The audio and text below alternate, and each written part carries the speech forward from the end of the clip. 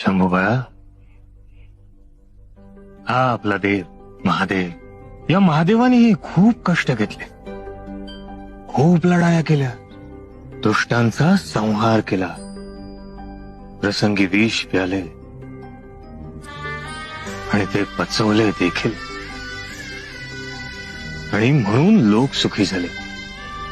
आम्ही देखील तेच करायला चाललो आहोत. शंभूराजे, तुम्ही आम्हाला म्हणाला होतात ना, स्वराज्यावर आलेल्या संकटाचं डोकं कापा म्हणून. आम्ही त्याचं डोकं कापतो आणि तुम्हाला पाठवतो. आपण ही गोष्ट कोणाला बोलायची नाही बरं. नाही बोलणार.